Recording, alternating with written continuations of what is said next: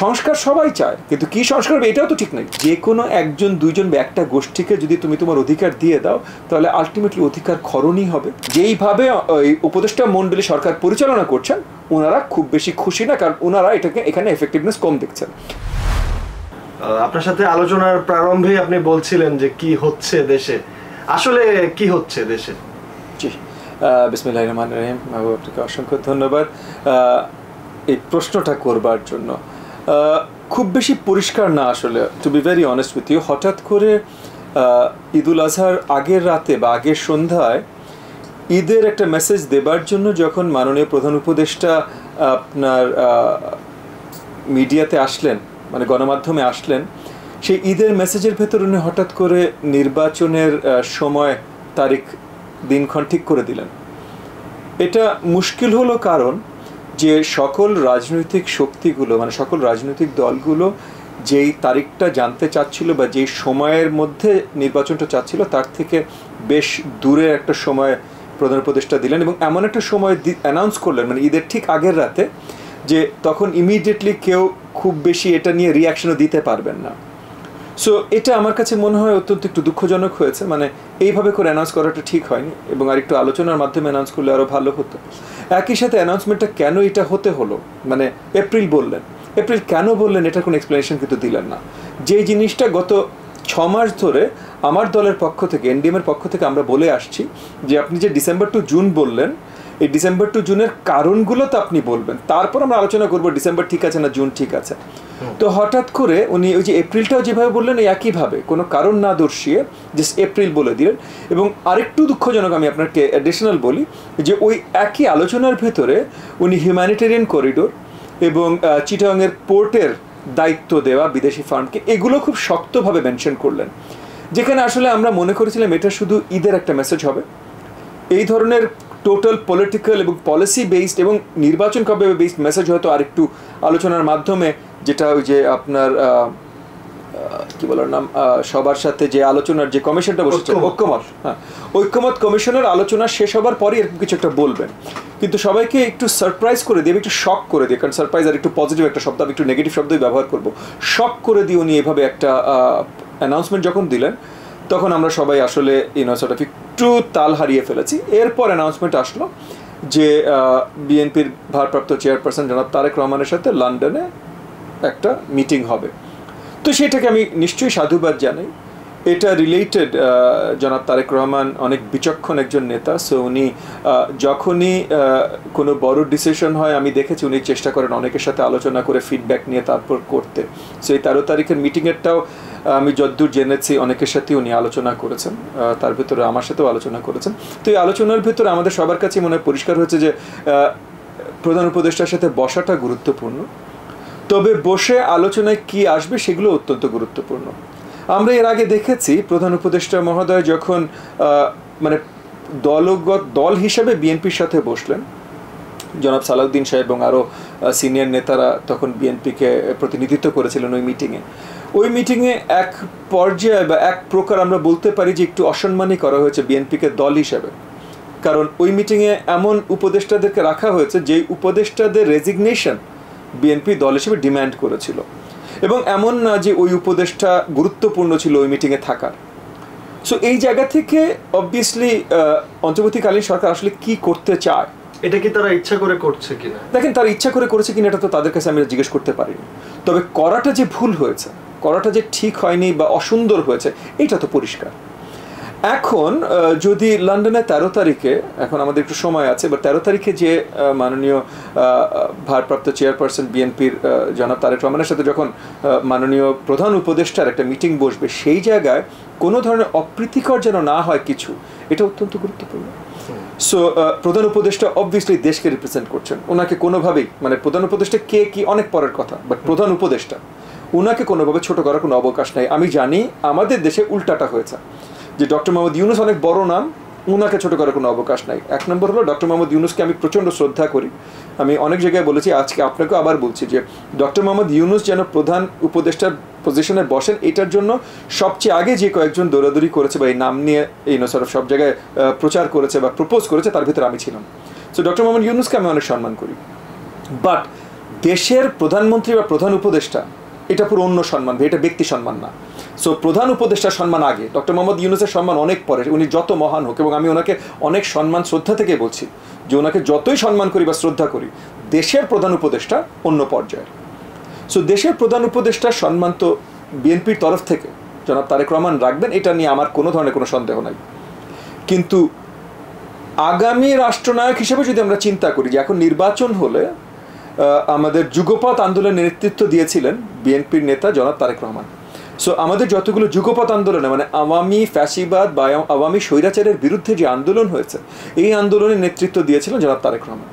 So সেই আন্দোলনের নেতা হিসেবে আমরা আশা করছি বা হয়তো আমরা বিশ্বাস করছি যে আগামী প্রধানমন্ত্রী বা রাষ্ট্রনায়ক জনাব তারেক রহমান, সেই জায়গা থেকে বলছি, শুধু বিএনপির চেয়ারপারসন হিসেবে বলছি না, বাট সেই জায়গা থেকে জনাব তারেক রহমানকে যদি ওইভাবে মূল্যায়ন না করা হয় তাহলে এটাও দুঃখজনক হবে।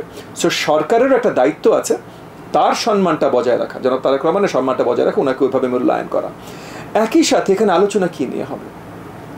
যুগপৎ আন্দোলনে আমরা যারা ছিলাম, আমরা সবাই কিন্তু পরিষ্কার করেছি যে আমরা ডিসেম্বরের ভিতরে নির্বাচন চাই, এবং ডিসেম্বরের থেকে যদি দেরি হতে হয় কোনো কারণে, সেই কারণটা তো পরিষ্কার আমাদের করতে হবে। আমরা যুগপৎ আন্দোলনে যারা ছিলাম, আমরা কেউ কখনো আপনার ইররাশনাল ইললজিক্যাল কোনো দাবি করি নাই, সেটা হাসিনা সরকারের সময়ও করি নাই ভাই। কিন্তু হাসিনা সরকার কোনো দাবি মানে নাই, তখন আমরা আমাদের দাবি আদায়ের জন্য আন্দোলনে গেছি। সো এখনও কিন্তু আমরা কোনো ইররাশনাল ইললজিক্যাল দাবি করছি না। দাবিটা হলো যে নির্বাচন সঠিক সময় হওয়া উচিত, যেটা সঠিক সময় মানে কি যত শীঘ্রই হওয়া সম্ভব। নির্বাচন কমিশন পরিষ্কার করেছে যে ডিসেম্বরের ভিতরে নির্বাচন হওয়া সম্ভব। ঐক্যমত কমিশন পরিষ্কার করেছে যে জুলাই মাসের ভেতরে সকল ঐক্যমতের আলোচনা শেষ হয়ে যাবে এবং তারা প্রকাশ করে ফেলবে, হয়তো জুন মাসের শেষে, জুলাই মাসের শুরুতে, সো সব হয়ে যাবে। তাহলে ডিসেম্বরে কেন নির্বাচন না, এপ্রিলে কেন যাবে, এটা পরিষ্কার করতে হবে। এই জায়গা থেকে আমি মনে করি, আমি আমার জায়গা থেকে বলছি, আমি মনে করি যে বিএনপির মাননীয় অ্যাক্টিং চেয়ারপারসনের প্রথম স্ট্যান্সটা হবে হলো নির্বাচন যেন যত শীঘ্রই সম্ভব ডিসেম্বরে হয়। আমি একটু জাস্ট আপনার কাছে একটা প্রশ্ন অ্যাড করতে চাই। আমাদের প্রধান উপদেষ্টা একবার বলেছিলেন যে অল্প সংস্কার হলে ডিসেম্বরে নির্বাচন, আর বেশি সংস্কার হলে জুনে নির্বাচন। তো আপনার সাথে আসলে আপনার কথার সাথে পুরোপুরি আমি একমত, কিন্তু এপ্রিল তাহলে কোন সংস্কারের কোন সূত্রে আসলো? এটা আপনার কাছে কি? এটা আসলে আমার কাছে কিছুই মনে হয় না, কারণ এখানে মনে করার কিছু নাই। মানে ওই যে আপনি যেটা বললেন যে বেশি সংস্কার কোন সংস্কার, এটার কোনো ধরনের বিশ্লেষণ কখনো দেয়া হয় নাই। কোন সংস্কার মানে কি, বেশি সংস্কার মানে কি, এটার বিশ্লেষণ দেওয়া হয় নাই। কার মতামত অনুযায়ী কম সংস্কার ধরা হবে, কার মতামত অনুযায়ী বেশি সংস্কার ধরা হবে, এইটারও কোনো বিশ্লেষণ দেওয়া হয়নি। সো এই দুটোই জাস্ট একটা কথার কথা, এটা বাতিল, মানে এই কথাটাই বাতিল। সো এপ্রিলে কেন দিলেন এটা পরিষ্কার করাটা গুরুত্বপূর্ণ। একই সাথে আরও গুরুত্বপূর্ণ যে ওই একই আপনার ভাষণে বা ওই একই আপনার স্পিচে মানে মাননীয় প্রধান উপদেষ্টা যখন করিডোরের কথা তুলে আনলেন, যখন পোর্টের কথা তুলে আনলেন, এটার গুরুত্বটা এখন কেন আসলো, এটা অত্যন্ত গুরুত্বপূর্ণ। দেখেন, এখন মিয়ানমারের যে অবস্থান, সেই জায়গা থেকে আমাদের মিয়ানমার রিলেটেড কোনো ধরনের ডিসিশন নেওয়ার আগে আমাদের শক্ত ফরেন পলিসির একটা জায়গা তৈরি করতে হবে, যে আমাদের ফরেন পলিসির ভবিষ্যৎ 5 বছর 10 বছরের ফরেন পলিসি আমরা এইভাবে চিন্তা করছি, আমাদের স্টেট এইভাবে যাবে, সেই হিসাবে আমরা সেই ডিসিশনটা নেব। এবং এই হিউম্যানিটেরিয়ান করিডোর অনেক কথা বলা হতে পারে, বাট খুবই পরিষ্কার ভাই যে হিউম্যানিটেরিয়ান করিডোরটা একবার খোলা হলে কার সাথে খোলা হবে, কি বিবেচনায় খোলা হবে, ওটার অ্যাক্সেস কাদের থাকবে, এবং আমরা অ্যাক্সেসটা এক গ্রুপকে দিলাম, বাকি সবার অ্যাক্সেস আমরা কিভাবে বন্ধ করব, এই সবগুলো কিন্তু পরিষ্কার করা অত্যন্ত গুরুত্বপূর্ণ। সো এগুলো কোনো কিছুর ক্ষমতা যে সরকারের হাতে নাই, এগুলো কোনো কিছুর ম্যান্ডেট যে সরকারের হাতে নাই, কারণ নির্বাচিত হয়ে আসে নাই, ভোটের দ্বারা আসে নাই, সেই সরকার এই ধরনের একটা ডিসিশন নিতে পারে না। এই ধরনের ডিসিশন নেওয়ার জন্য তারা তোড়জোড় কেন করছে, এটাও গুরুত্বপূর্ণ। একই সাথে পোর্ট গুরুত্বপূর্ণ। সো এই যে অনেকগুলো বিষয় আসলে চলে আসে, যদিও আমাদের জায়গা থেকে, আমাদের জায়গা মানে আমি ওই যুগপৎ আন্দোলনের জায়গা বলছি, সো ওই জায়গায় আমি বলছি আমি ধরে নিচ্ছি বিএনপির একই জায়গা, কারণ আমরা যুগপৎ আন্দোলনেরই নেতা হলো বিএনপি, নেতৃত্ব দিয়েছে বিএনপি। সেই জায়গা থেকে প্রধান এবং অনলি ইস্যু হলো নির্বাচন, কারণ নির্বাচনের মাধ্যমে বাকি সব ইস্যু মীমাংসা হয়। কিন্তু নির্বাচন পিছিয়ে আরও 2 বা 3টে ইস্যু নিয়ে যখন সরকার কথা বলে, তখন আমাদের অবভিয়াসলি আলোচনায় এই 2-3টে ইস্যু আসতে হবে। এখন সরকার যদি নির্বাচনটা চলে আসে সময় মতো, যে আচ্ছা ঠিক আছে আমরা এই কারণে নির্বাচন আমরা এপ্রিল পর্যন্ত দিতে যাচ্ছি, এখন এইটা আপনারা যদি সুরাহা দিতে পারেন তাইলে আমরা নির্বাচন তাড়াতাড়ি দিব, তখন আমি বিশ্বাস করি যে জনাব তারেক রহমান হয়তো যুগপৎ আন্দোলনের সবার সাথে উনার দলের সবার সাথে বসে আলোচনা করবেন এবং আমরা খুব শীঘ্রই আবার একটা রেসপন্সে আসবো, সরকারের প্রতি একটা রেসপন্স জানাবো যে আমরা এইভাবে সহযোগিতা করতে পারি, তাহলে নির্বাচন নিয়ে আসেন। সরকার যদি এক জায়গায় দাঁড়িয়ে থাকে, অটলভাবে দাঁড়িয়ে থাকে যে আমরা সরবো না, আমরা এটাই নির্বাচন দিব, জাস্ট কথা বলার খাতিরে আপনাদেরকে দাওয়াত জানিয়েছে, তাহলে এটা অত্যন্ত দুঃখজনক হবে এবং এটা কিছু দূর অমাননাকর হবে, মানে অবমাননাকর হবে আপনার বিএনপি চেয়ারপারসন, অ্যাক্টিং চেয়ারপারসন জনাব তারেক রহমানের প্রতিও। কিছুটা আগে আমরা দেখতাম যে উন্নয়ন, দেশে অনেক উন্নয়ন হচ্ছে, তারপরেও নির্বাচন চায়, মানে এই যে সংস্কারকে নির্বাচনের মুখোমুখি দাঁড় করানো, এটাকে আসলে কিভাবে আপনি দেখেন? দেখেন, এগুলো একটু জোরপূর্বক কিছু কাজ করা এবং অবভিয়াসলি আপনার প্রেসে বা মিডিয়াতে, সোশ্যাল মিডিয়াতে এগুলো নিয়ে অনেক আলোচনা হয়েছে এবং পরিষ্কার আপনারা একটু দেখবেন যে গত রোজার মাসের শেষের দিক থেকে শুরু হয়েছিল 5 years of ডক্টর ইউনূস এবং এইটা পরে পরিষ্কারভাবে প্রমাণিত হয়েছে, বেশ কিছু নিউজ মিডিয়াম এটা ক্যারি করেছে খবরটা, যে প্রমাণিত হয়েছে যে বিশালভাবে একটা পেইড সোশ্যাল মিডিয়া ক্যাম্পেইন ছিল। এই পেইড সোশ্যাল মিডিয়া ক্যাম্পেইনটা অনেক জায়গা থেকে পুশ করা হয়েছে, ইনক্লুডিং বিদেশি অনেক ভ্লগাররা আছেন যারা খুব অতি পরিচিত বাংলাদেশে এখন এবং খুব পপুলারও। এই ভ্লগাররাও ফুললি ব্যাক করেছেন এই মুভমেন্টগুলো। এখনও সিমিলার টাইপের মুভমেন্ট হচ্ছে যেগুলো আর কি নির্বাচনকে পিছিয়ে দেওয়ার মুভমেন্ট। এই নির্বাচনকে পিছিয়ে দেওয়ার যে ন্যারেটিভগুলো তৈরি করা হচ্ছে, এটা অত্যন্ত দুঃখজনক, বিকজ প্রথম থেকেই আমরা আন্দোলন সব কিছু করেছি কিন্তু জনগণের এই ভোটের অধিকারের জন্য এবং একই সাথে আমরা দেখেছি ভাই যে কোনো একজন, দুইজন বা একটা গোষ্ঠীকে যদি তুমি তোমার অধিকার দিয়ে দাও, তাহলে আলটিমেটলি অধিকার খরণই হবে, দেশের তোমার ক্ষতিই হবে, গণতন্ত্রের ক্ষতি হবে, অন্য কিছু হবে না। সো এখনও আবার ওই দিকে আমাদেরকে ঠেলে দিতে চেষ্টা করছে বেশ কিছু গ্রুপস। এখান থেকে দেশকে বাঁচানোটা অত্যন্ত গুরুত্বপূর্ণ বলে আমরা মনে করি। জি, আমরা যেটা দেখলাম যে এই 10 মাসে 3000-এর অধিক খুন হয়েছে দেশে, 1200-র মতো বোধহয় ডাকাতি হয়েছে, বিভিন্ন জায়গায় বিভিন্ন ভিন্ন মতাদর্শী মানুষের উপরে আক্রমণ করা হয়েছে, খেলা বন্ধ করে দেওয়া হয়েছে, গান বাজনা সাংস্কৃতিক অনুষ্ঠান বন্ধ করে দেওয়া হয়েছে। সম্প্রতি একটা খুব গুরুত্বপূর্ণ ঘটনা ঘটেছে, এক জায়গায় সিনেমা প্রদর্শনী বন্ধ করা হয়েছে, পর্যটকদেরকে বের করে দেওয়া হচ্ছে বিভিন্ন এলাকা থেকে। এই যে ব্যাপারটা, এই ব্যাপারগুলোতে সরকারের পদক্ষেপ কিভাবে দেখছেন? আবার সরকার যেভাবে করিডোর নিয়ে যতটা মানে সন্দিহান বা করিডোর নিয়ে যতটা সিরিয়াস সরকার, এই যে তৌহিদি জনতা নামে যে বিভিন্ন জায়গায় মব সৃষ্টি করে আমাদের যে বাংলাদেশের সাংস্কৃতিক যে আমাদের ইনক্লুসিভনেস, এইটার প্রতি যে আঘাত হানছে, এটাতে সরকার কেন কোনো পদক্ষেপ নিচ্ছে না? আপনার কাছে কি মনে হয়? দেখেন, প্রথমত সরকার কেন নিচ্ছে না এটা আমি বলবো সরকারের দুর্বলতা। আইন শৃঙ্খলা বাহিনীকে এখনো ঢেলে সাজাতে পারেনি এবং সামনে পারবে বলে মনে হচ্ছে না। মানে আছে না যে কিছু পদক্ষেপ নিয়েছে, আরেকটু সময়ের মধ্যে এটা হয়ে যাবে, না, কোনো পদক্ষেপই তেমন নেওয়া হয়নি এবং আরেকটু সময়ের মধ্যে কিছুই হবে না। সো আইন শৃঙ্খলা বাহিনী এখনো শক্তিশালী হয়নি। আইন শৃঙ্খলা বাহিনী যখন শক্তিশালী না থাকে তখন অন্যায় অবিচার সব জায়গায় হতে পারে, যেটা এখন হচ্ছে। এবং একই সাথে বেশ কিছু জায়গায় আমরা দেখেছি কিছু মৌলবাদী গ্রুপস কিছু সর্ট অফ কাণ্ড ঘটিয়েছে, যেই কাণ্ডগুলোর বিরুদ্ধে সরকার কোনো শক্ত পজিশন নেয় নাই। সো সেই জায়গা থেকে তারাও আরও প্রশ্রয় পাচ্ছে, আরও এগিয়ে যাচ্ছে। এবং একই সাথে আপনি যেগুলো মেনশন করেন এরকম কিছু কথা বলি, ক্যাপিটাল মার্কেট ধসে গেছে, সব ব্যবসা যাতা অবস্থা, গার্মেন্টস শিল্প যেটার উপরে মনে করেন একটা বিগ পোর্শন আমাদের আর্নিংস, মানে 40% উপরে আমাদের আর্নিংস যেটার উপরে ডিপেন্ড করে, সেই গার্মেন্টস পুরো শিল্প একটু ধসে পড়ার মতো অবস্থা। অনেক ফ্যাক্টরি বন্ধ হয়ে গেছে, অনেক ধরনের শিল্প বন্ধ হয়ে গেছে, ইনভেস্টমেন্ট আসা বন্ধ হয়ে গেছে। এই সব কিছু এখন যদি আমরা আবার পেরিয়ে আসতে চাই, তাইলে একটা স্টেবল সরকার দরকার, একটা নির্বাচিত সরকার দরকার। সেই জায়গাগুলো কোনো দিকেই কারোর চোখ নাই, শুধু তারা আলোচনা করছে, মানে এই অন্তর্বর্তীকালীন সরকার আলোচনা করছে তারা কি সংস্কার করবে। সংস্কার সবাই চায়, কিন্তু কি সংস্কার হবে এটাও তো ঠিক নেই। সংস্কার তারা কি করতে চায় এই জায়গাতেও তারা তাদের ঐক্যমত কমিশন বলছে যে জুনের ভিতরে এগুলো সব শেষ হয়ে যাবে। তাদের ঐক্যমত কমিশন, মানে এটা আমাদের না ভাই, এই সরকারের গঠিত ঐক্যমত কমিশন পরিষ্কার করে বলছে জুনের মধ্যে ঐক্যমত শেষ।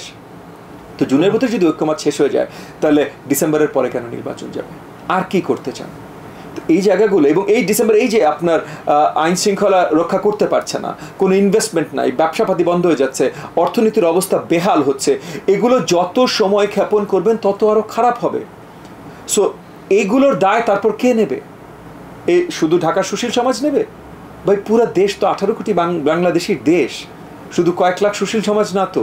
এই যে আমি যদি এই সরকার এবং সেনাবাহিনীকে দেশের বড় দুইটা শক্তি এবং পাশাপাশি রাজনৈতিক শক্তির সাথে সরকারের ইতিমধ্যেই আমরা বিভিন্ন ক্ষেত্রে দ্বিমত দেখতে পাচ্ছি এবং সেনাবাহিনীর সাথেও দেখতে পাচ্ছি, এই ত্রিভুজের একটা সুন্দর সম্পর্ক গড়ে ওঠা আগামী দিনে গণতান্ত্রিক রূপায়ণের জন্য, গণতান্ত্রিক কাঠামোতে ফিরে যাওয়ার জন্য কতটুকু গুরুত্বপূর্ণ, এবং আপনি কি দেখছেন যে আমরা আগামীর গণতান্ত্রিক বাংলাদেশে কি আমরা ভালো কিছু আশা করতে পারি কিনা, মানে আশার আলো কিছু আছে কিনা? ফার্স্ট অ্যান্ড ফরমোস্ট ভাই, অবভিয়াসলি আমরা মানে বিশালভাবে আশাবাদী। এত আন্দোলন, এত কিছু, এত ত্যাগ, এত কিছু আমরা এমনি করিনি। আমরা ভীষণভাবে আশাবাদী যে খুবই সুন্দর ভবিষ্যৎ আমরা করতে যাচ্ছি ইনশাআল্লাহ। বড় আন্দোলনের পর কিছু হোঁচট আরও খাবো, এখনো কিছু হোঁচট খাচ্ছি, এটা ঠিক আছে, তাই বলে আমরা আশা হারাবো তা না। আর আরেকটা একটু ভুল ন্যারেটিভ আমি জানি, মাঝখানে অনেকে এগুলো নিয়ে আলোচনা শুরু করেছে যে তিনটা পক্ষ, রাজনৈতিক দল, সরকার, সেনাবাহিনী। না, সরকার আলাদা, রাজনৈতিক দল আলাদা। সরকার বড় একটা ইউনিফর্ম বডি, যেটার আবার ভিন্ন ভিন্ন অংশ আছে। সেনাবাহিনীও সরকারের একটা অংশ। এখন যেটা হয়েছে যে সরকারের ভিন্ন ভিন্ন অংশ একসাথে একভাবে কথা বলছে না। সো আপনি যদি সিভিল অ্যাডমিনিস্ট্রেশনের কথা বলেন, তারা বেশ কিছু দূর চুপচাপ আছে, এবং চুপচাপ থাকার একটা কারণ হলো যে সিভিল অ্যাডমিনিস্ট্রেশন এখনও পরিচালনা করছেন হাসিনার আমলে, আওয়ামী লীগের সময় যারা ক্ষমতাপ্রাপ্ত ছিলেন তারাই পরিচালনা করছেন। সো সিভিল অ্যাডমিনিস্ট্রেশনের সাথে আবার এই যে অন্তর্বর্তী সরকারের যে মাথারা আছেন, মানে উপদেষ্টারা আছেন, এই উপদেষ্টা মণ্ডলীর ভেতরে একটা সেপারেশন আছে। উপদেষ্টা মণ্ডলী আসলে কি চাচ্ছেন এটা ওনারা নিজেরা জানেন কিনা আমি নিজেও শিওর না, হয়তো জানেন, আমি জানি না, কিন্তু বাইরে থেকে বোঝা খুব মুশকিল হচ্ছে, কারণ ওনারা নিজেদেরকে কন্ট্রিক্ট করে অনেক আলোচনা করেন অনেক সময়। একই সাথে যেহেতু সিভিল অ্যাডমিনিস্ট্রেশন দুর্বল, পুলিশ অ্যাডমিনিস্ট্রেশন দুর্বল, মানে পুরোটাই কিন্তু সরকার, সিভিল অ্যাডমিনিস্ট্রেশন দুর্বল, পুলিশ অ্যাডমিনিস্ট্রেশন দুর্বল, সেই জায়গা থেকে অগস্ট মাস থেকে, মানে 24 সালের অগস্ট মাস থেকে সেনাবাহিনীর উপরে একটা দায়িত্ব পড়েছিল যে এই সিভিল অ্যাডমিনিস্ট্রেশন এবং পুলিশ অ্যাডমিনিস্ট্রেশন যেই জায়গায় দুর্বল, সেই জায়গায় এই অন্তর্বর্তীকালীন সরকার মানে এই উপদেষ্টা মণ্ডলীকে সহযোগিতা করা। সেনাবাহিনী সেই সহযোগিতার জায়গা থেকে তাদের সাথে কাজ করছিল, এবং সেই সহযোগিতার জায়গা থেকে আমার কাছে মনে হয় সেনাবাহিনী কয়েকবার পরিষ্কার করেছেন যে এই যেইভাবে ওই উপদেষ্টা মণ্ডলী সরকার পরিচালনা করছেন ওনারা খুব বেশি খুশি না, কারণ ওনারা এটাকে এখানে এফেক্টিভনেস কম দেখছেন। এবং সেনাবাহিনী থেকে কয়েকবার জানানো হয়েছে তারা ব্যারাক্সের ছেলেপেলে, ব্যারাক্সের লোক, তারা ব্যারাক্সে ফিরে যেতে চান, তারা রাজনীতিতে ঢুকতে চান না, তারা ব্যারাক্সে ফিরে যেতে চান। সো তারাও একদিকে ওই উপদেষ্টা মণ্ডলীর উপরে একটা রিকোয়েস্ট বলেন, প্রেশার বলেন, করতে চেষ্টা করছে যে ভাই আমাদেরকে ফিরে যেতে দেন, আমরা এখানকার লোক না, আমাদেরকে এখানে রেখেন না। সো প্রেশারটা কিন্তু ওই জায়গা থেকে আসছে, তারা কিন্তু অন্য কিছু থেকে প্রেশার দিচ্ছে বলে অ্যাটলিস্ট এই পর্যন্ত আমার কাছে মনে হচ্ছে না যে আমাদের ওখানকার লোক, আমাদেরকে ওই জায়গায় ফেরত যেতে দেন। পুলিশ প্রশাসনকে আপনারা শক্তিশালী করছেন না কেন, আমাদের কেন এখানে থাকতে হচ্ছে? সিভিল অ্যাডমিনিস্ট্রেশনকে আপনারা শক্তিশালী করছেন না কেন, আমাদের এই জায়গায় কেন থাকতে হচ্ছে? সো এই পুরা দিকেই সরকার। সো সরকারের ভেতরে পয়েন্টটা হলো যে সরকারের ভেতরে অনেক ধরনের ডিভাইসিভনেস, মনোমালিন্যতা এবং আপনার একাগ্রতা নাই, শুধুমাত্র উপদেষ্টা মণ্ডলী তাদের মধ্যেই নাই।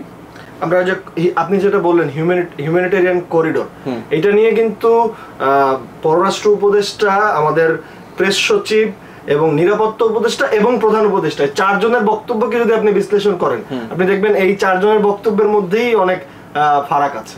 নিশ্চয়ই আছে। এবং দেখেন এই যে আমাদের কি বললাম ডিফেন্স যে আপনার অ্যাডভাইজার ডক্টর খলিলুর রহমান, ওনার হঠাৎ করে ওনাকে এই পদে বসানো হলো। এগেন আমি ওনার সম্বন্ধে বেশি জানি না, আমি ওনার সম্বন্ধে আলোচনা করবো, নিশ্চয়ই উনি অনেক জ্ঞানী ব্যক্তি, জ্ঞানীগুণী ব্যক্তি, কিন্তু হঠাৎ করে ওনাকে এই পদে বসানো হলো, এবং এই পদে ওনাকে বসানোর অলমোস্ট সঙ্গে সঙ্গেই এই হিউম্যানিটেরিয়ান করিডোরের আলোচনা শুরু হয়ে গেল। তো তখন কেউ যদি বলে যে ভাই বিদেশ থেকে একটা মানুষকে তুমি নিয়ে আসলে, এবং এখানে ভাই কোনো ধরনের আপনার আর্গিউ করার অবকাশ নাই, অনেকেই কিন্তু বিদেশি, মানে ইনক্লুডিং আমাদের ঐক্যমত কমিশনের যিনি সেকেন্ড হেড মানে ডক্টর আলী রিয়াজ সাহেব, উনিও কিন্তু বিদেশি। ডক্টর আলী রিয়াজ সাহেবকে আমি অনেক সম্মান করি, এবং ওনার সম্বন্ধে আমার যা একটু দুশ্চিন্তা ছিল ঐক্যমত কমিশনের কয়েকটা মিটিংয়ের পর আমার কাছে মনে হচ্ছে না উনি আসলেই সৎভাবে সব কাজগুলো করবার জন্য অত্যন্ত সর্ট অফ শ্রম দিয়ে কাজ করছেন। বাট হ্যাভিং সেড দ্যাট আপনি এটা ভাই বলতে পারবেন উনি বিদেশি না। গত 20-25 বছর ধরে উনি বিদেশেই থাকেন, ওখানেই চাকরি করেন, ওখানেই কাজ করেন, বাংলাদেশ নিয়ে অনেক চিন্তা করেন নিশ্চয়ই, এবং আমি শিওর খলিল সাহেবও তাই, বাংলাদেশ নিয়ে অনেক চিন্তা করেন, কিন্তু উনি বাংলাদেশে থাকেন না। সো একটা জায়গায় না থাকলে এবং ওই জায়গায় সবসময় সর্ট অফ পদচারণা যদি না থাকে, তাহলে ওই জায়গার রিয়ালিটি, ওই জায়গার বাস্তবতা, ওই জায়গার মানুষজন কী চিন্তা করছে, ওই জায়গার কে কী কাজটা করতে পারে, এগুলো থেকে আপনি অনেক দূরে আছেন। এটা নিয়ে কোনো আলোচনার আসলে জায়গা নেই, বুঝছেন, আপনি দূরে আছেন। সো হঠাৎ করে তাহলে ওইভাবে আমি বলছি, খলিল সাহেবকে ছোট করে বলছি না, ওইভাবে বলছি একজন বিদেশি মানুষ, হঠাৎ করে একজন বিদেশি মানুষকে নিয়ে আসলেন, আসার সাথে সাথে হিউম্যানিটেরিয়ান করিডোর নিয়ে আলোচনা শুরু হলো, এবং হিউম্যানিটেরিয়ান করিডোর নিয়ে আপনারা অন্য কারোর সাথে আলোচনা করতে ইচ্ছুক না, যেখানে লং টার্ম ফরেন পলিসির বিশাল একটা অংশ হতে পারে এই জিনিসটা, এবং খুব একটা বড় আশঙ্কার জায়গা। বিকজ যে কোনো মুহূর্তে, এগেন আমি নেগেটিভ সাইডটাই বলছি, যে কোনো মুহূর্তে মিয়ানমারে আমেরিকা চায়নার একটা প্রক্সি যুদ্ধ শুরু হতে পারে।